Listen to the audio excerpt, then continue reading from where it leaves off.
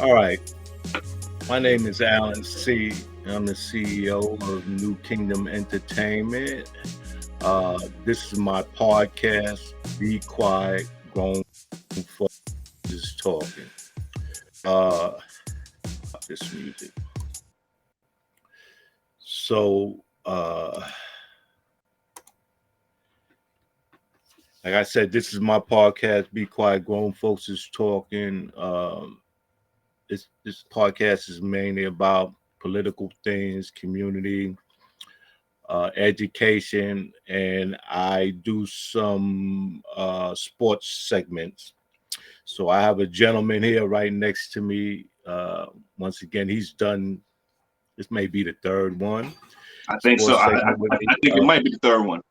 Yeah, we're supposed to have another gentleman come in, and if he does, I'll introduce him. But we're gonna keep it moving. So, like I said, I'm a work in progress. I know a lot of things. I don't know everything. Dre, introduce yourself, brother. Once again, appreciate you having me, big homie. The name is Dre Day, representing Sportsway with Dre Day podcast, the Hood's ESPN, Crystal Street's Golden Boy. It's gonna be a dope one on this one, big homie. A big one on this one. I think so, because we're going to start off with the Deion Sanders situation. And I'm going to play a video, Roland Martin. I don't know if you're familiar with Roland Martin. Very familiar with. But very familiar with. He's a very intelligent gentleman, black or white. I don't care which one but he happens to be black, and most of what he talks about and is pro-black, about black. It is what it is, and he has his own situation. He was with TV1 for a long time, but now he's basically on his own because he didn't like the direction they were going, and they didn't see his vision. So with that being said, let me tee up his video, and we'll watch it and talk about the situation after we watch it. I've said this before. There are 107 HBCUs in the United States. There are 230,000 students that go to those HBCUs. 20% of those students are non-black. So that means about 195 or so thousand of the students at HBCUs are black students. There are 1.6 million black students that attend PWIs in the United States. Okay, 1.6 million versus 230,000 total students out of 107. Now, when I listen to folk who are angry and upset with Deion Sanders, I thought about one of my staffers who came to me, and she was scared to tell me as she was taking a new job. And she told me she was leaving, and I said, well, why were you scared? She said, I thought you would be upset. I said, I've never been upset when somebody left. I said, and the reason I've never been upset with somebody left, because I always know no matter who you are, you can be replaced. I said, the only person that cannot be replaced is me, because I own it. Now, let me explain that. I don't get upset when somebody leaves. I've never gotten upset when the pastor left a church. I've never gotten upset when the editor of a paper or a place left. I've never done that.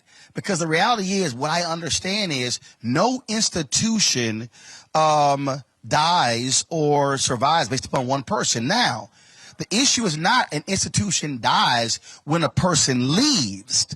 An institution dies when the new person comes in and does not handle their business. Now, so for folk, again, who need to understand this, okay? What we need to understand is this here. It's a whole bunch of black people right now commenting about Deion Sanders leaving an HBCU, and not now one of them work for a black-owned company. It's a lot of people who are commenting about Deion Sanders leaving who don't live in black neighborhoods. It's a lot of people right now who are commenting about Deion Sanders being a sellout when it comes to leaving Jackson State, and they make no affirmative decision to actually buy black. Now, see, it's real easy to focus on Deion, but not look at yourself and what you were doing. And so that's what gets me when people are upset. Now, what folks also have to understand is everybody ain't built the same. I understand.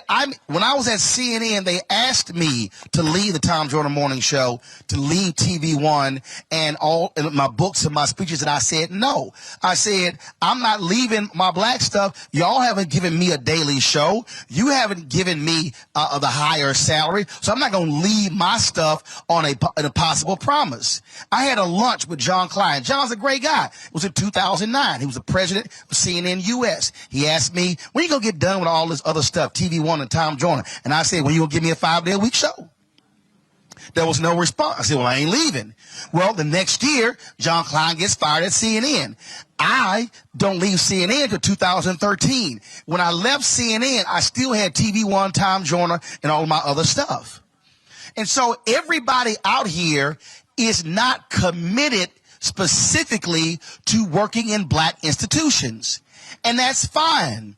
There are black people right now who are in media, who work at ABC and NBC and CBS, and they want to work in mainstream media. They are not committed to working in black-owned media. I made a conscious decision to do so. Now, Deborah, you look at Robin Roberts. She's making $20 million at Good Morning America. When you look at Al Roker, when you look at so many other different people, they're making multiple millions, and that's fine. I made a different decision in terms of what I wanted they would do with my life. And so understand that's the case. And so, Renita, you're absolutely right in terms of what Deion said and what he was saying. But also, it's also incumbent upon us in black institutions to also make decisions as to how we lead them. So let me give y'all an example.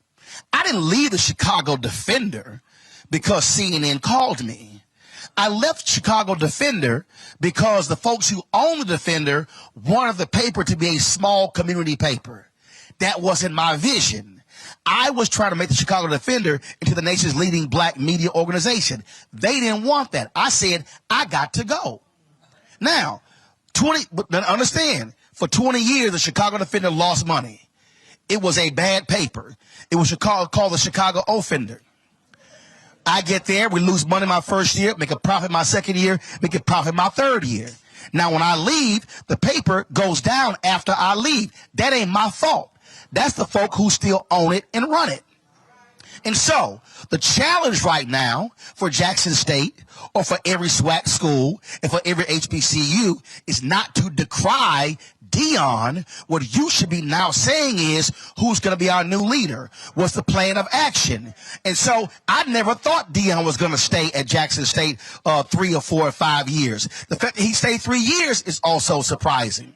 And so the fact of the matter is, what we've got to learn to do in black institutions is to, on McCongo's point, stop sitting here looking for the savior, but also let's create multiple people who understand what we're doing and also what we're trying to build. Now, let me make this point as well. And so I made a point about giving. And so a lot of people came at me, well, how you trying to equate, black giving, and the national average for universities with giving is about 7%. And so these schools are doing this, and Jackson State's giving, according to the president of the Alumni Association, I interviewed Saturday, is at 13%. Then I had a brother who hit me up and he said, black students have a higher student debt ratio to white students, so therefore we can't afford to give. Okay, so let me walk through that. So I'm confused right now. So we say on one hand that HBCUs have been historically underfunded. Then we say we don't get the corporate support. So we don't get the corporate support, we don't get the state support, because again, for state HBCUs, but yeah, your private HBCUs. So when I said that we should be, if you're going to be upset with 87% of Jackson State alumni that don't give. Be upset with 95% of Florida A&M alumni that don't give. And go down the line. Claflin has the highest giving of any HBCU, and it's around 50+%. Then it's Spelman and the others. Morehouse's number, very low. Howard University's number is under 15. Now, when I criticize the giving rates, again, folk came back at me, Nicole Hannah-Jones and others, well, here's the average. I don't want to hear a damn thing about the average. Because when I say giving, I'm talking about a penny or higher. So when I got hit with, well, you should not equate the two, actually, I should. How can we, as black folks, be angry at Deion by saying he turned his back on an HBCU by leaving, going to a PWI, when we as black folks on a daily basis literally drive right past black businesses and give our money to white businesses? See, I'm trying to get y'all to think much bigger and broader. You cannot convince me that there's no, I don't care if you are an HBCU graduate, you cannot send $1 to your school. Now, look, I understand student debt ratio. I understand all of that. What I am saying is, when I talk to presidents and I talk to alumni presidents, and understand, we discussed this with a sister who works in the Jackson State administration. When they go to foundations, the first question they ask is, what's the giving of your alumni? That's the first question. Because they then say, if your alumni can't give, then how are you asking us to support you as well? And see, some of y'all watching right now going, see, here you go, you trying to deflect. No, I'm not. I'm trying to broaden this conversation. And that is this here. And then, of course, somebody else said, well, even if every alumni gave this, it still would not make up. I ain't saying make up. What I'm talking about is commitment. You cannot ask Deion to make a commitment that you don't make. You can't. Julianne Malveaux is sitting on here right now. She can tell you how often she would call me. When I was at WVON radio, Roland, we got a group of girls, 4 or 5. They not coming back to school. I got to raise $30,000 to keep these girls in school. Can you mention it on the radio? Can you give out the website? Julianne, ain't no problem. We can do that. And so what I'm trying to say, black people, is we can't sit here and say, well, we haven't got funding from the state. We're not getting the money from corporate America, but then we don't give. We can't make the excuses go, well, I ain't got it. When every single one of us spends money on what we want to spend money on. And all I'm saying is, if you are an HBCU graduate, send something back.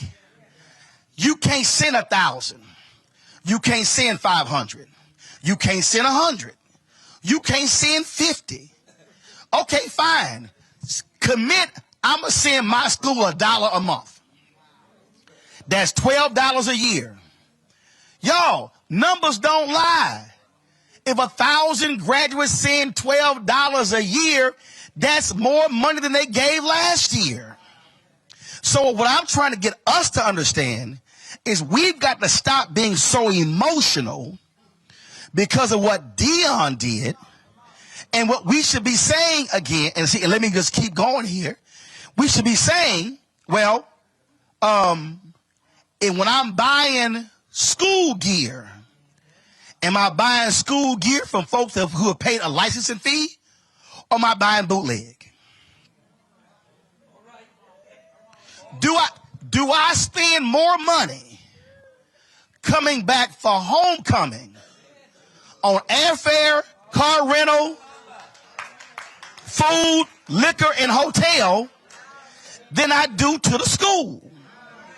See, again, you can be mad at Deion all day. I'm asking for a collective commitment. And if y'all think, oh, I'm just sitting here talking, I keep telling y'all, go listen to Dr. King's speech, April 3rd, 1968, at Mason Temple, when he said black people individually are poor, yet collectively we represent one of the wealthiest economies in the world. And so if we're going to be about that, then what I desire for us is to have a fervor for black institutions and not just talk about it. Now, if you one of the folks and you stepping up and doing what's right, good. But what I'm telling you is, it's a lot of us selling wolf tickets. It's a lot of us talking and not doing. It's a lot of us not giving. It's a lot of us not supporting. And I know, I can see some of y'all right now, and I can see some, and here's what's interesting. Because I've already some of y'all comments, yeah, see, you talking, but you didn't go to an HBCU. My high school was right across the street from one, and they never recruited me, even though I was the #1 communication student at my high school. But I can bet you, if I was a #1 football player, or the #1 basketball player, they would have come across the street. Prairie View was down the street, 50 minutes. They will often visit Jack Yates, never recruited me. So I made a decision because my brother was there at A&M. My parents, I thought about it. I don't think my parents, in my brother's 4 years, my 4 years, my sister's 4 years, I don't think my parents collectively sent the three of us combined $1,000. I had two sisters at home. So I went to A&M for the academic scholarship. I followed the money. So don't come at me saying, well, why didn't I go? Easy. I followed the money. But what's interesting is there are people who go to HBCUs who want to say, well, you can't say nothing, but then you don't mind my check. When Robert Smith paid off the graduation debt at Morehouse, Robert didn't go to no HBCU. He went to Cornell. See, so don't come at me with that because you don't mind that PWI graduate money when it comes in. What is required right now are for black folks to walk the walk about supporting black institutions. So when you're watching Love and Hip Hop and giving them your eyeballs, that ain't black-owned media. When you are supporting, when you're looking at Complex, that's owned by BuzzFeed. That's not black-owned media. BET's owned by Viacom CBS. And so when I hear people get righteous and indignant about Deion, I got to ask you, what are you doing every day of your life to support what is black-owned?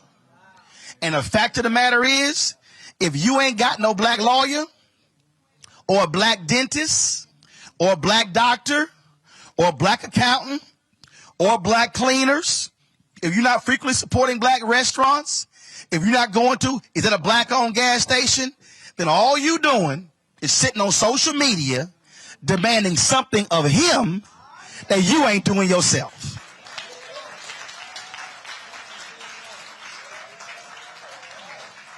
And if you want to talk about black institutions and voting, if you ain't sending no check to Black Voters Matter or New Georgia Project or Georgia Stand Up or on and on, then what you're doing, again, is complaining and hoping somebody else do something that you can't do. So Deion goes to Colorado. Deion, good luck. Whoever's the next head coach at Jackson State, good luck.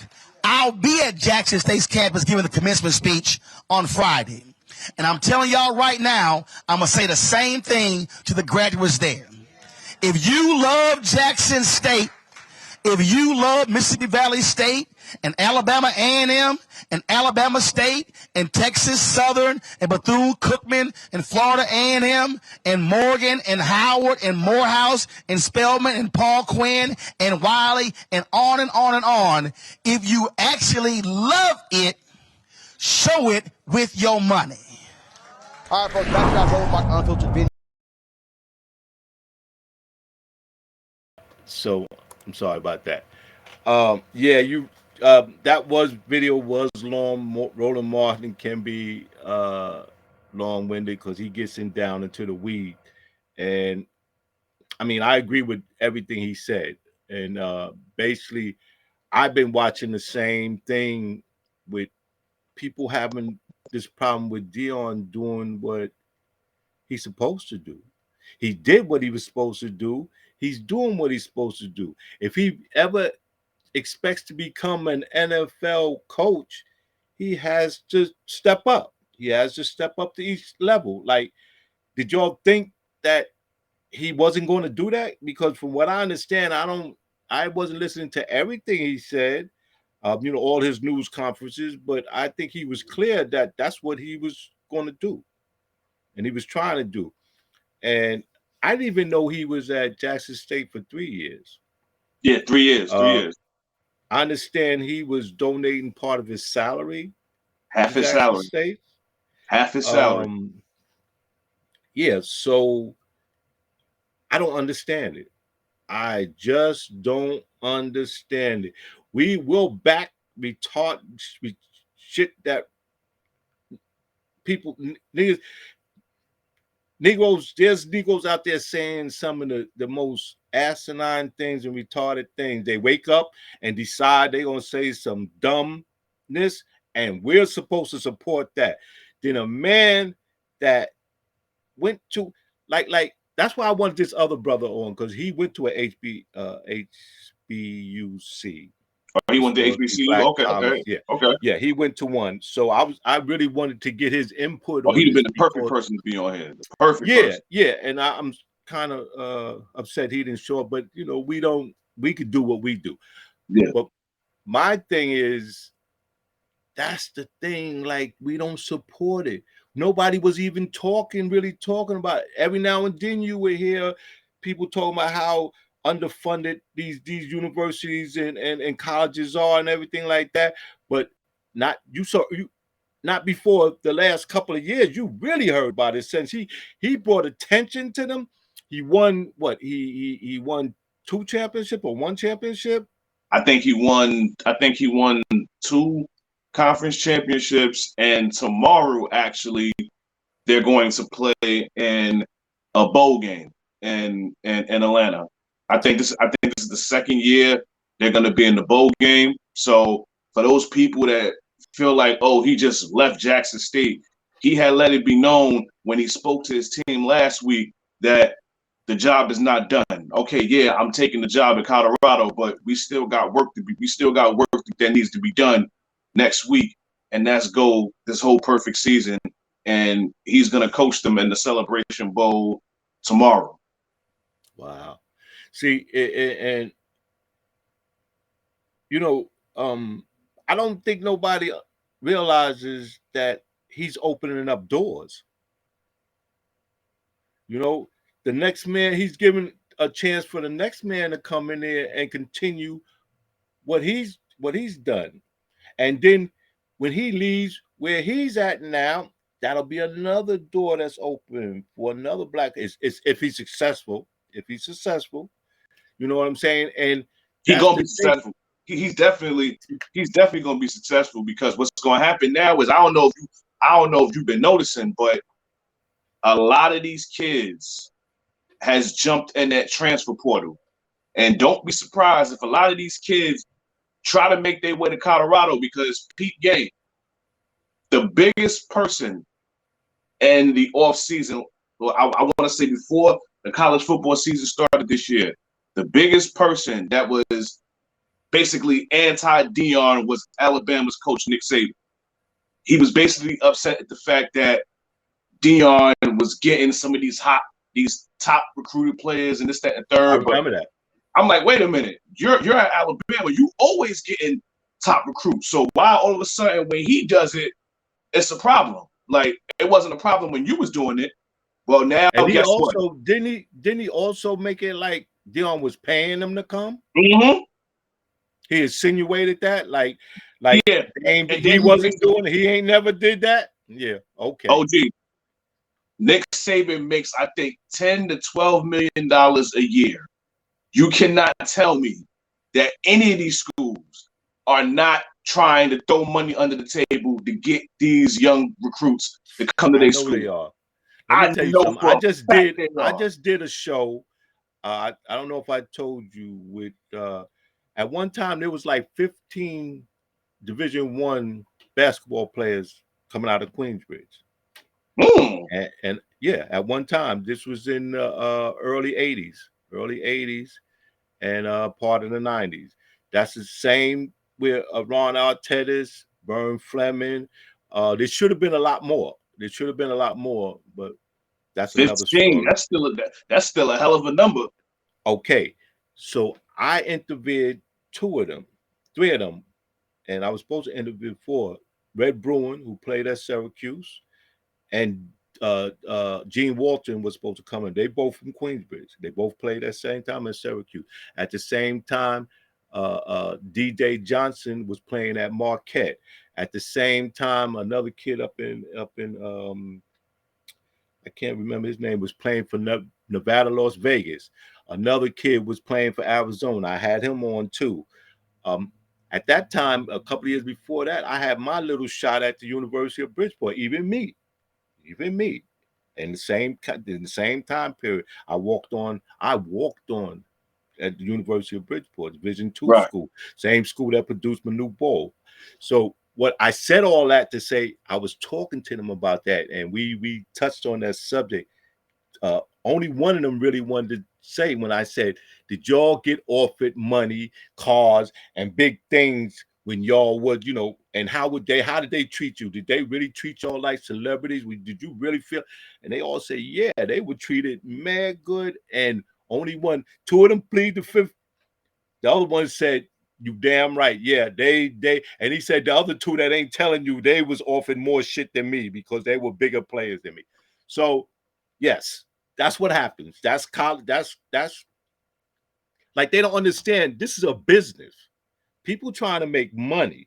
College sports, professional sports is a business. It's not personal. Why y'all making it personal for Deion? Y'all don't say that shit about white coaches. I don't get it. And guess what? There's a coach that left. He was the coach for Oklahoma last year, Lincoln Riley. He leaves Oklahoma, goes to USC, University of California, Southern California, and nobody had an issue with it. Nobody. How long Meanwhile, had he been at the private school? Oh no, he was at Oklahoma for quite some time, longer than Deion. Okay. And he chose to go to a lesser competition for a lot more money.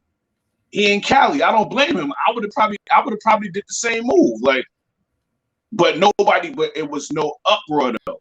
But for Deion, it's an uproar. I really don't get it. I think people should just be happy for the man. Like, at the end of the day, the man let it be known when he first took the job that his dream is to coach in the NFL. There's levels to this. To my knowledge, I've never heard of an NFL coach getting that position straight from an HBCU. They had to climb up the ranks. No, they had to climb up the ranks. That's ever happened. I don't think that's ever happened either. So Deion did what he did. He did his 3 years. Me personally, for selfish reasons, I wish he would have stayed until his son was done. But then looking back at it, I had to say to myself, not really, because his son, I looked it up. His son, who's the quarterback, next year when they go to Colorado, he's going to be a junior. So that's going to be even more recruits looking at him, because not for nothing, if he balls out next season, he can forgo his senior year and jump in the NFL draft if he wants. Yeah. if he wants to. He doesn't have to do his senior year. And see, that's another issue. So it's okay for, and I don't take nothing against about the college athlete because they deserve everything they get. I'm so glad that they finally, because I talked to these kids about that too. The name, image, and likeness.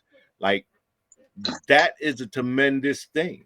Yes, NIL, yes. I hated the fact that Michigan team caught so much hell because, they had to take money under the table and stuff like that. And I'm like, yo, come on, man. They was hungry. A dude was walking around hungry and watching his shirts on sale, making millions of dollars, and he was hungry. He was broke. And he was the one putting his like, how do you justify that? And y'all profiting off that. And he gotta ask his friends for money to put gas in the car. Come on. Makes no sense. So I'm so glad that they have finally basically changed that around. But like anything else, it only benefits the best players. As always, the best players is going to get the most benefit out of it. Mm-hmm. But that's the nature of the game. That's sports. It's about the money. And it's about who's going to draw the most money. It is what it is. So that being said, let's segue into the Brittney's situation. Welcome home, Brittney. Welcome home. I agree. And people is complaining. And the thing about both of these situations is it seems to be more black folks complaining about it than white folks. I don't understand it once again. So America stood up and finally protected a black woman, and Negroes got a problem with that because she's gay. Yeah, come on, dude. Like, I don't get it. It makes me sick to my stomach. And the one thing that I didn't do is go back and forth with people on social media about this, because I would have just raised hell with people with the comments. Like, if you go on Instagram right now, if you go on Twitter right now, I'm quite sure a bunch of people might have changed their profile because all of a sudden now everybody thinks they're a political expert or a negotiator or something. Like, y'all have no idea how this works. What y'all do is y'all see one person post it and then y'all go all over the place with it. None of y'all know jack shit about how this shit works. Y'all getting upset because, okay, we gave up. What was the person's name? What's the man's name? I don't even know. I don't even but they call him the Angel of Death or some shit like that. Like he was armed dealer. Y'all getting upset over that. You live in America, and guns are being sold damn near on every corner in the neighborhood. Who's the biggest gun dealer in the world? Of the arms? No, forget guns. Arms. Who's the biggest arms dealers in the world? America. The United States. And y'all getting upset over over us giving him up to let Brittney go? I don't understand it with people. I honestly don't. But then yet, y'all get upset about this. First of all, let's keep it tall. The woman should have not been detained in the first place, but we know why. She was a political pawn. We all know that. We all know that. Should know it. Whoever gets her first interview, that's gonna be must-see TV. Whoever gets her first interview, I don't know who's gonna get it. I hope it ain't Gayle King.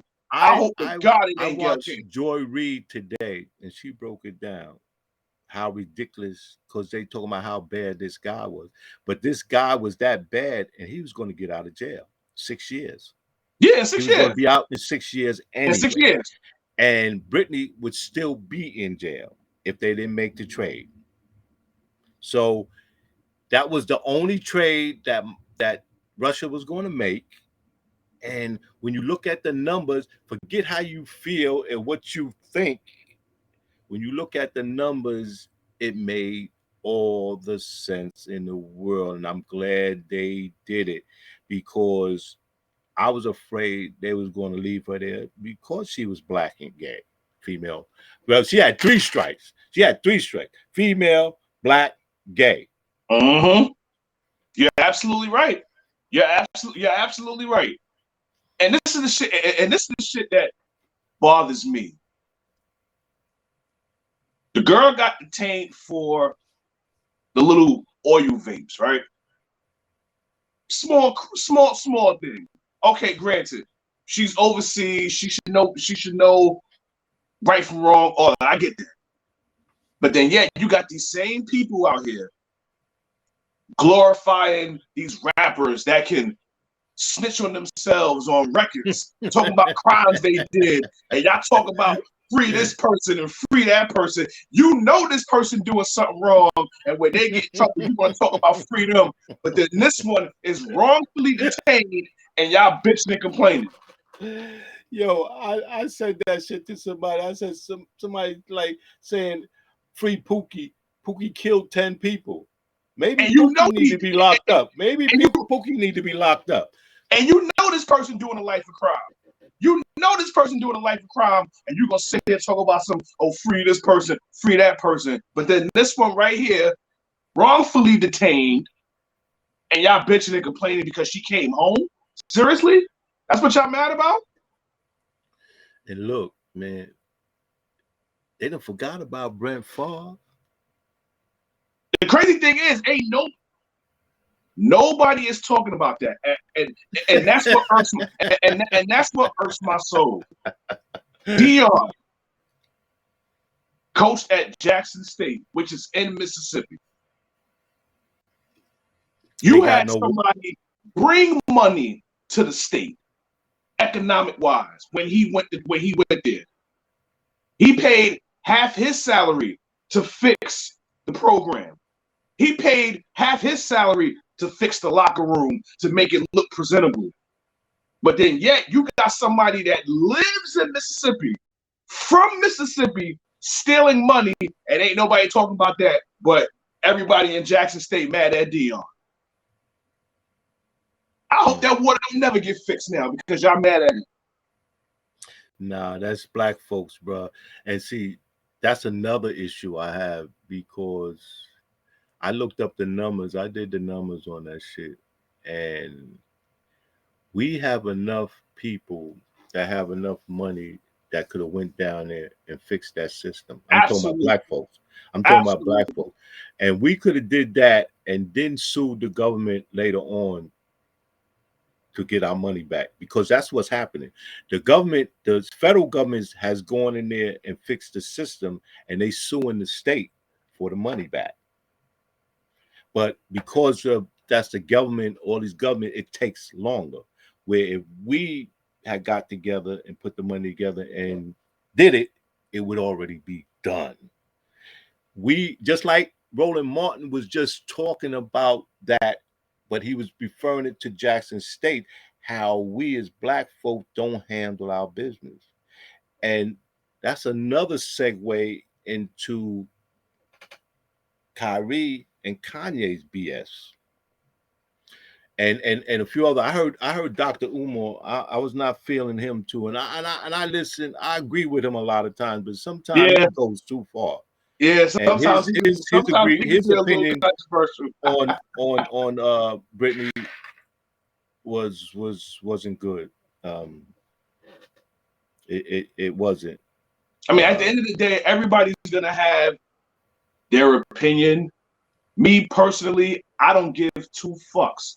The girl is home. Like, the crazy thing is, I was in a group chat with some guys from a podcast network that I'm with.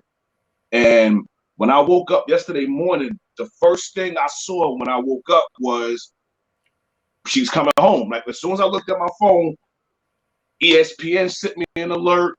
I don't even know how CNN sent me an alert, but I got the alert that she was coming home. Cool. So I go in the group chat, and we all talking about it. Somebody got to be the party pooper. Yo, to be honest, I don't like the trade. So one of my boys said, ask me if I care. So I loved when he said, ask me if I care. So now I'm waiting to see what homeboy gonna respond with. So he said he said like some smart remarks. So then that's when I jumped in. I said, listen, at the end of the day, ain't none of us trying to hear that shit. The girl's home. Right now, we celebrating, and you got to be the dickhead to be a party pooper, bitching and complaining about some, to be honest, we lost this trade. Nobody asked you for your opinion. Actually, that's not, see, that's the sad thing, but that's not even true. That's not true. The man was going to be out in 6 years anyway. Like, what part y'all don't understand? Facts matter. 2 and 2 equals 4. It did not make no sense. This man was going to be out in 6 years, and Brittney would have stayed 3 more, 4 more years. She would have been in jail when this man was out walking around. And they mad at the fact that the other guy, and they mad at the other fact that the other guy wasn't a part of the deal. First of all, he wasn't gonna be a part of the deal. Yeah, he wasn't gonna be a part of the deal. And what's so crazy is, it's funny how all these people now all of a sudden think they know and they negotiated. Y'all didn't even know these people were even a part of the damn deal. Oh, they didn't even know he existed. Nobody was talking about it. Existed. Now all of a sudden, everybody is a negotiating expert now. Like, these people, I swear, like this is why sometimes I just post what I post and get off social media, because there's so many people. There's so many people out there that they know ass shit. It's ignorant ass motherfuckers out there. That's why I don't waste my time entertaining it. I don't. And my boy in that chat, I had to put him in his place. Like he DM'd me a few hours later and was like, "Hey man, you may have to do all that." I said, "Yeah, I had to do all that because ain't nobody asked you for your opinion. Like, we all on here happy because she home, and you got to be the party pooper and come with some negative shit." Troll. That's troll. like all of us is trolling. That's like all. People do that all the time. That's like we all getting some news about one of us getting married, and then you got to be the dickhead to come out and say, "Well, I don't think he should marry her." Well, why you gonna marry her for? That ain't gonna last very long. Like, seriously? Like, come on. Be happy that the girl's home. We've been preaching about this for about 10 months now, and we knew why she was out there. Me personally, listen, I hope this is a wake-up call for the WNBA. You know what they charge her with? You know what they charge her with? You know what they actually charge her with? Possession. If they had charged her with simple possession, no. See, that's why they charged her with smuggling. Oh, yes. That's why they was able to give her all them years. She had less than a gram of oil. What kind of smuggling is that? What the fuck? Like, so it was all some bullshit. And we know that. Actually, she had a prescription for that. Not that that matters in Russia, because she was in Russia and the prescription wrote somewhere else, but that should have been considered, but it wasn't. 9 years, 10 years for less than a gram of oil was ridiculous. So they had to find a way to get out of there. And old boy, let's get back to old boy. I did some research on him, and he might be a spy. And that's what they charge him with. Guess what? I'm not saying he's a spy, but if he is, he signed up for that shit. And guess what? He was in jail over there when Trump was in office. Why Trump didn't get him out? And why Trump didn't get him out? And he's a Republican and a Trump supporter. Why didn't Trump get him out? And I knew, and I knew he was gonna respond. I knew he was gonna tweet something about the trade, yada yada yada. Listen, when you was in office, why didn't you get him out? Putin your man, right? So why you couldn't get him out? You back. Putin your man, right? So why you didn't get him out? But now it's an uproar because of what Biden did. Like, listen, at the end of the day, I ain't trying to hear none of that shit. My girl came home. That's all that matters. That's what I'm focused on. So now she could be home with her family for the holidays. She can get her mental together because right now basketball is the last thing on her mind. Like that's the last thing on her mind. It was so crazy for her that she had to cut her locks. That's how crazy it was out there. She had to cut her locks. She's lucky they didn't make her shave her head bald. She's lucky they didn't make her shave her head. I think it was a weather situation out there. That's why she did it. Yeah, the weather could have frozen. Because they was in Siberia. They put her in a real Moscow. Concentration camp in Siberia, some shit, Moscow, I forget where. Moscow, don't get me the line. I don't know where it's at. But let's talk about the fact that she even had to go over there in the first place to play basketball. And this is what I want to piggyback on. Like, I really hope this is a wake-up call because I honestly think that a lot of these WNBA players, they're not going out there no more. And I don't blame them. Why would they? This should be a wake-up call to not go out there. Because for a lot of these girls, when the WNBA season is over, the season is from May to September.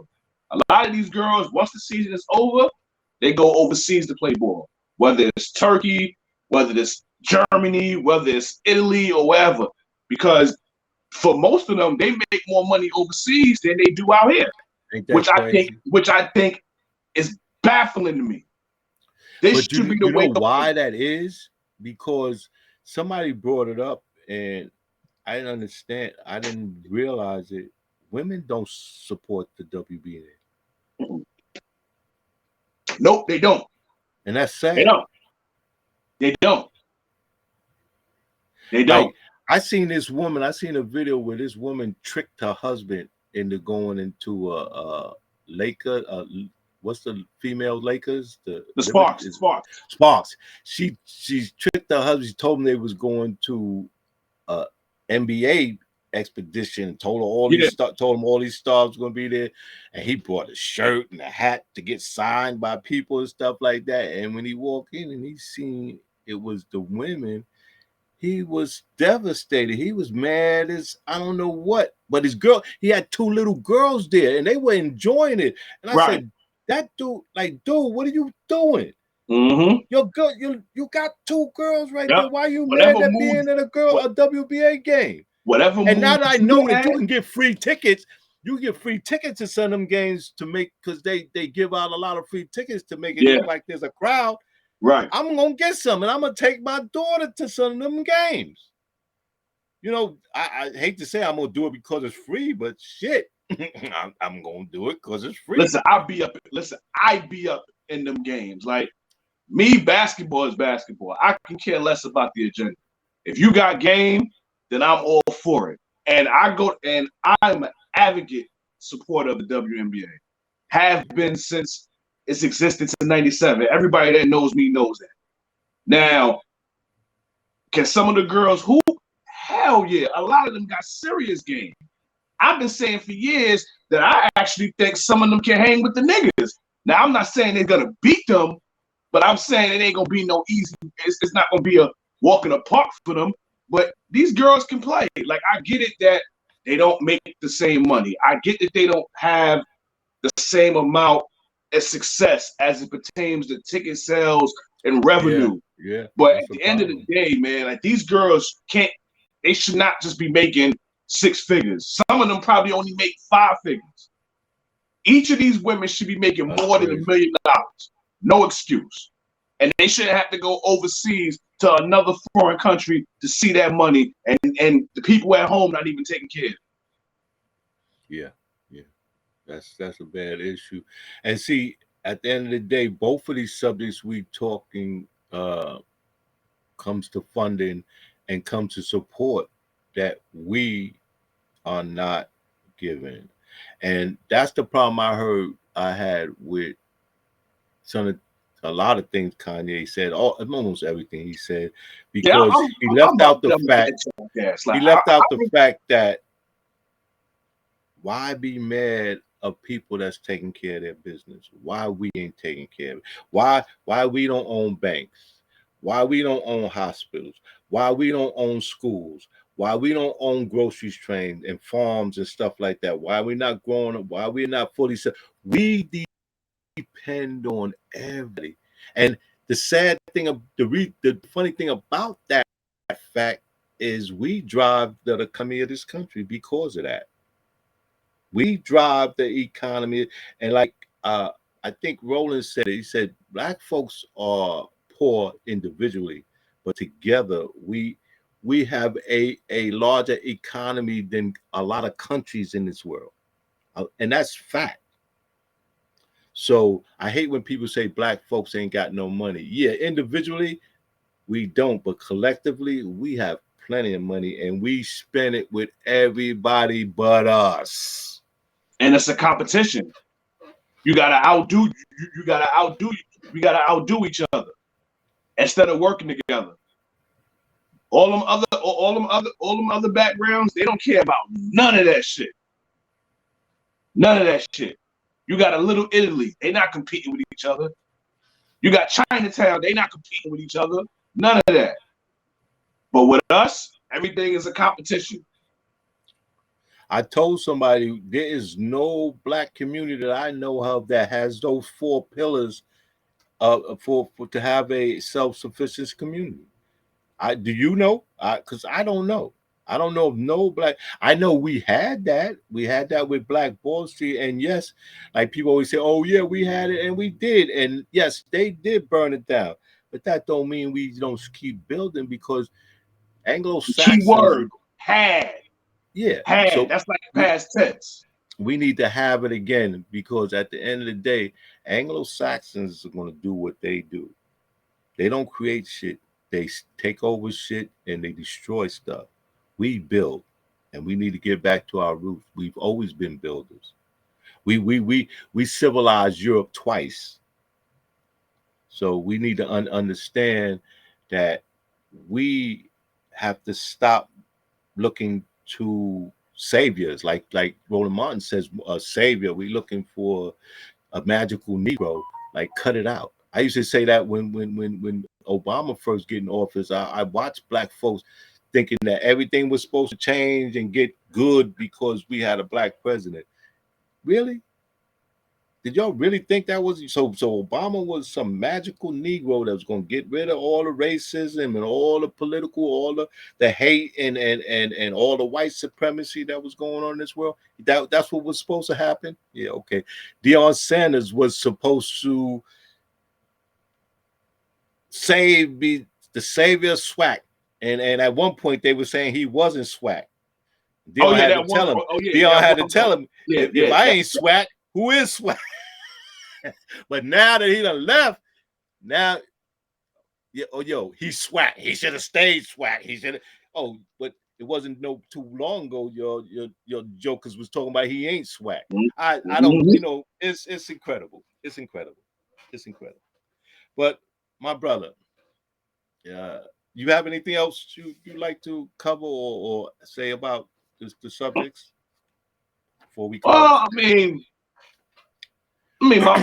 I'm happy that my man Judge is staying with the Yankees. I'm happy that he's doing that. Yes.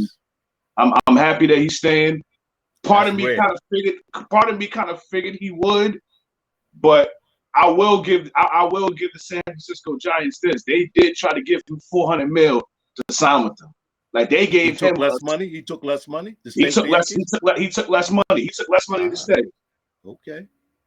He wanted to finish because he's played his whole career with the Yankees, right? Or no? Yeah. Yeah. So he Mm-hmm. wanted to finish, but that's a He rare wanted thing to in this day finish and with them. age. Like he basically took a bet on himself because the deal that they tried to give him before the season started, he wasn't with it. I think it was, I forgot the amount of years, but it was like 200 something mil. He didn't want that. So he said, you know what? I'm going to bet on myself. He broke a home run record for the American League. He won MVP. He basically saved our season from the summer to October. Now, granted, he didn't do that well in the playoffs, but at the end of the day, he checked all the boxes with everything else. And the funny thing is, when the negotiating process started, I said, listen, 7 years, $350 million, and then slapped the captain tag on him. They gave him 8 years, $360 million, and slapped the captain tag on him. So I'm glad that he's still here. But at the end of the day, we got him. Now the next step for us is that pitching. Because until we get that done, he ain't gonna win shit here. And now that you got that captain he'll tag break on you, break some more records. But yeah, you'll break records, but you ain't bringing no championship here. And when it comes to us Yankee fans, we want championships. Like, okay, you got your MVP, that's beautiful, but we want more parades in the city. Because I need about 2 or 3 more in my lifetime. I hear that. I had it just in my mind. There was one more thing I was going to talk about real quick. Dang, it slipped my mind. Nah, I'll get back to this Prime thing because I actually like me personally. Like I'm a huge deion fan. Huge deion fan, off the field and even on the field. But what I like is that he's going to a school that wasn't successful. Like last season, I think they was 1-11. You play 12 games in your college football season. They only won 1 game. They lost 11.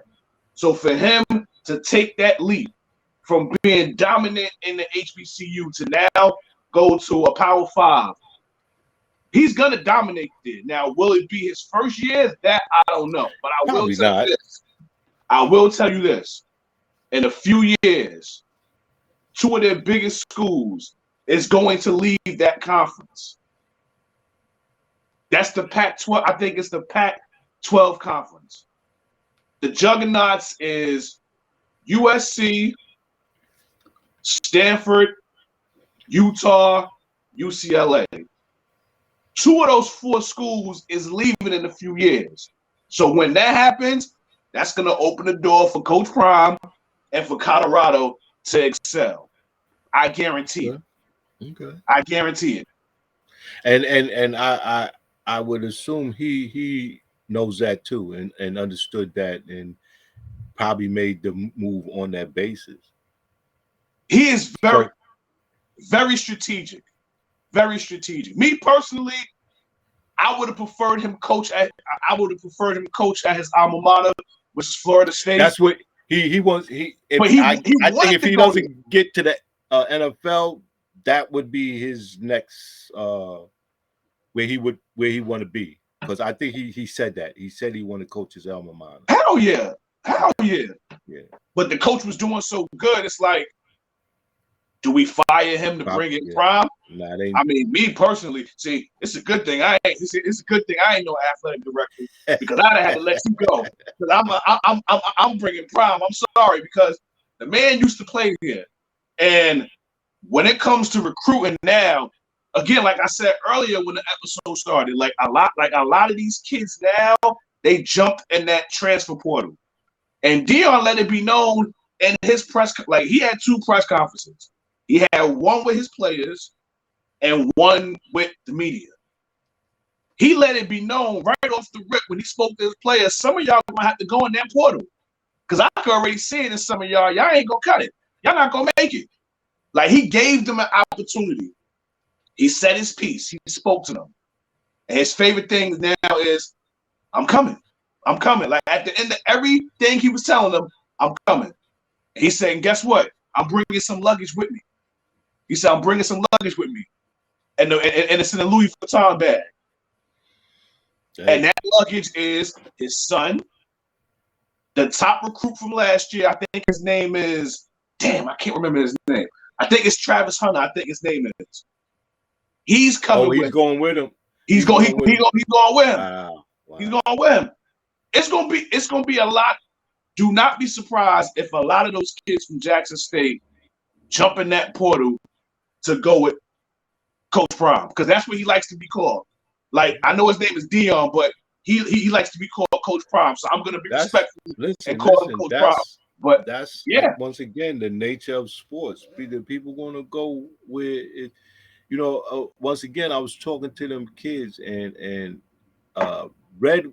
I think Red was the first out that group to go to Syracuse, and then Jeannie Walton Fried followed him.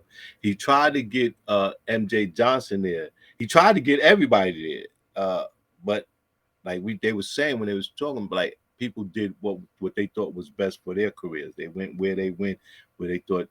But if he could have, he'd have brought almost all of Queensbridge to Syracuse. he tried. He brought a bunch of them to Montecristi, and it was like a conduit from Montecristi High School to Syracuse. And yeah, but almost every one of them boys that got a scholarship. Well, no, they was coming out of LIC too. It was only two schools. It was Montecristi and LIC, and there was a bunch of kids coming out of both of them schools. Cause yeah, and like I said, it was about 15. We had a kid in Marquette. Like I said, Syracuse. We had LSU. We had two at LSU. We had Florida. The Florida Gators all-time leading scorer is from Queensbridge. His name is Ronnie Williams. He just died 2 years ago. And I was talking about that. He's still right now the all-time leading player for Florida. And Vern Fleming, him and Vern Fleming played both at the same time. And I think Vern he didn't play for LSU. I think he might have played for Auburn or something like that. But I remember watching them play a game. It seemed like it was the Vern and Ronnie's show. They both. Ronnie was a big dude. He would go down low. They pass the ball down low. He'd lay the ball up, and then when they came back down, Vern would be out on the wing, shoot his smooth jump shot. That shit went on almost the whole game. I was saying, God damn, this is Queensbridge game. So Queens, and it was on that Saturday. Remember they used to have all the big games on Saturday too. They used to have two big games on Saturday and two on Sunday. Two big, every doing just right before March Madness. And yeah, I watched them play. I watched quite a few of them play. Yeah, so man, we went a long time. The first video was long, but I needed everything that he said because he told the whole thing. Like, you can't ask somebody to do something you wouldn't do. And I had that discussion with a family members of mine. I said, I'm not climbing a mountain when you won't cross the street for me. I'm not climbing them, and you won't even cross the street for me. Like, don't ask me to do something that you're not doing, that because I'm not going to ask you to do something that I wouldn't do. Facts. And if I really care about you, I'm not going to ask you to do something that I know is not going to benefit you or going to put you in a bad situation because you're trying to help me out. And you're going to sacrifice your situation and what you got going on because you're trying to help me out. I don't expect you to do that, and I wouldn't even ask you to do that. So that's why I wanted that to be very clear that Roland Martin was saying, don't ask Deion to do something that you're not doing. All you cats that's out there talking that junk about him is not donating to these schools. You're not supporting black business. You don't work for black businesses. Y'all don't live in black neighborhoods. So what are you talking about? So yeah, that's my take on it, and we pretty much in the same space with that. And like you say, sure is. Man, Brittney's sure home. She shouldn't have been in a position to have to be there in the first place. She shouldn't have been given that much time. Detained. Yeah, wrongfully detained, given all that time. And yeah, she had a band sustained in Europe, but guess what? She was invited there to play basketball. So once again, that should have been considered. It wasn't that big a deal. She wasn't a smuggler. Like they kept saying that. And I even heard some white right wing people over here say she was a smuggler. She smuggled drugs, so she shouldn't have been traded. Yeah, all right, whatever.